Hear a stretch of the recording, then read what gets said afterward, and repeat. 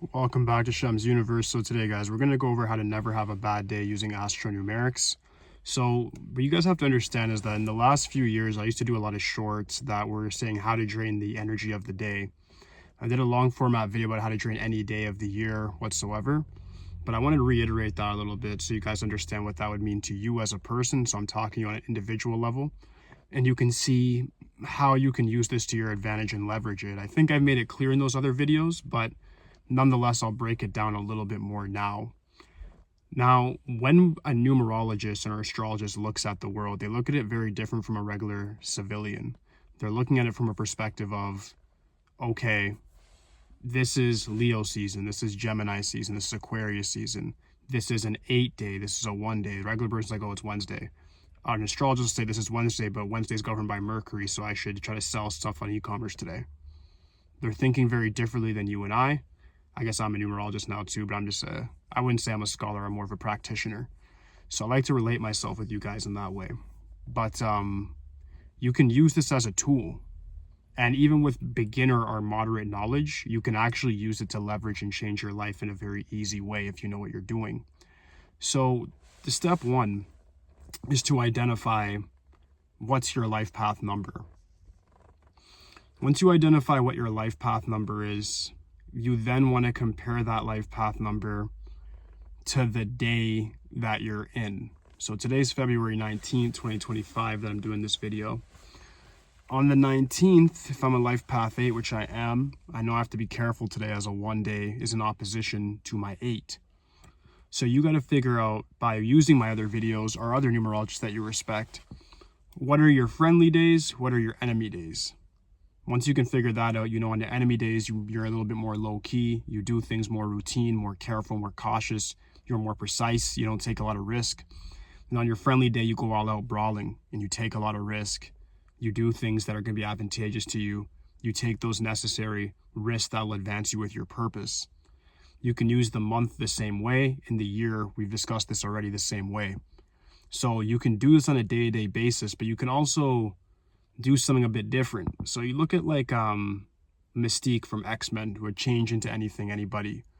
You have to operate in that sort of way, like a chameleon, when you're looking at different days. Like on a 1-day today, I'm thinking about different strategies for my trading that I do, right? And I'm incorporating that in a different way.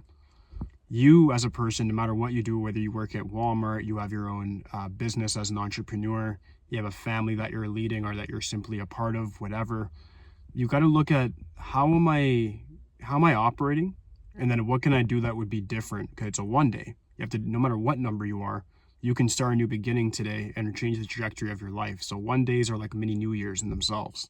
No matter if it's the 1st, the 10th, 19th, 28th, you can start new things and you can very much get ahead. Don't let any numerologist tell you otherwise, right? So that's one of the first things you have to look at is like, how can I use each day?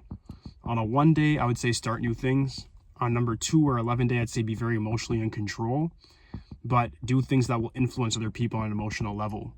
On a 3-day, I would say be very creative and socialize, get together with people that you like. On a 4-day, I'd say be careful of the law for sure. I think other numerologists have alluded to that. It's very true. And also, you should focus on finance and law and regulation that day, meaning like if you have tickets unpaid, you got bills that you got to pay, I say do it on 4 days. You want to make certain even investments, do it on 4 days. As much as some numerologists disagree, you definitely want to do investments on 4 days, especially long term. On 5 days, and it's very similar to the 3, socialize, try to get with the people that you like, your comrades. Number 6, get together with family, heal yourself, heal others, apologize. Use it as a day of intimacy. If you have a significant other, go on dates that day, it'll have a bigger impact. You can also do that on 2 days as well, but you got to be careful as it could be perceived the wrong way on 2 days. I'd say 6 days are better for romance. 7 days is a day to avoid group, family, all of that. Isolate yourself, intellectually confine yourself, and figure out different abstract ways to get things done. Very similar to 1-days when it comes to new beginnings, except it's more on an intangible level. On 8 days, you want to be very money conscious. You want to be very karma conscious as well. Money and karma are very much intertwined because money is just a way of energy. It's a way of exchange. So the way in which your karma is going to dictate how much money you obviously get as well, because it depends on what value you're providing to the market and what niche market you've chosen. So on 8 days, you should be examining your finances a lot, your karma. Are you living righteously? Are you not?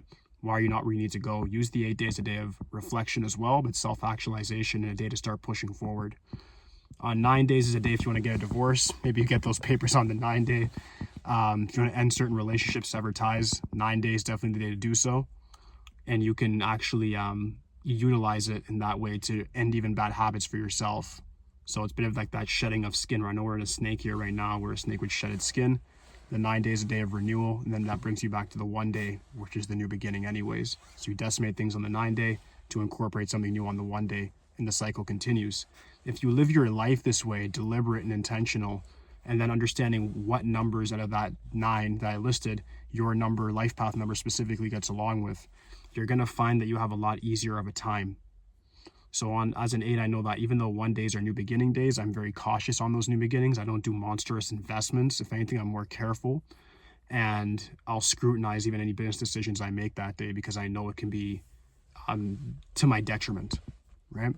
But as a 1, you got to watch out for 8 days. And then the list will continue if you look at if your life path 2 or 11 or 3 or 4, 5, 6, 7, 9, whatever.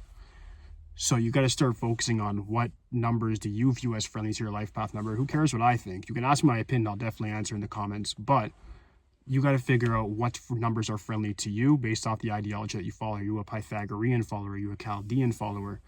Are you a Kabbalah? Do you like chironumerology? You got to figure out what you actually like, what resonates with you the best via your intuition. You should always trust that over me or any other experts out there, and make your decision from there, and then be deliberate and intentional with your life. The next part of it, I'll make this a lot shorter, is just the astrological portion.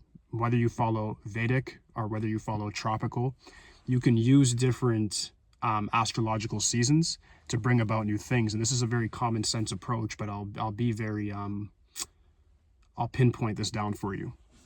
The Aries season is the first season in March, depending on the astrology you follow, of course.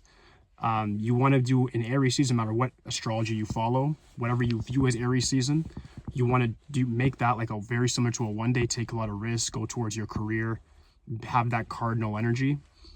On Taurus season, be very financially focused. If you want to move homes, it's better to do so during Taurus season. Get married during Taurus season, start new relationships during Taurus season, and get any operations or surgeries during Taurus season. Gemini season is a season overall to communicate with other people, network, develop connections. If you're somebody who's planning on doing something in regards to a business, it's the best to market during Gemini season. You'll get the most returns. Cancer season is a time in which you want to again see doctors, psychologists, do any sort of mental healing or emotional healing for yourself. Leo season is all about performance and all about getting yourself noticed. So again, it's a very good marketing season for oneself. Libra is very karmic. Be very careful during Libra season. Saturn's exalted there. Be very righteous during that time. You should always be righteous, but be extra righteous. Don't lie, don't deceive. Always be very, very forefront during Libra season. Scorpio season is a time where people will have affairs a lot. It's a very sexual time, very much. You want to make sure that if you're going to start a war, be very deliberate, know what you're doing. It's a time where you definitely want to put away your emotions as they'll be used against you. It's more of a darker season, so be very, very careful if you're somebody who wears your heart on your shoulder. It's more of a time to look at things like Art of War, Machiavelli, and operate in that sort of mental frame. Sagittarius season is a time of learning. Capricorn season, time to focus on career again. Aquarius, time to innovate new things and visualize what's for the future. And Pisces season is about completion and ending things. All right, so this is how you map out your year, your month, your day using AstroNumerics. If you have any questions for me regarding that, just please leave in the comments section. Aside from that, guys, like, subscribe. Holla at me for today, guys. Peace.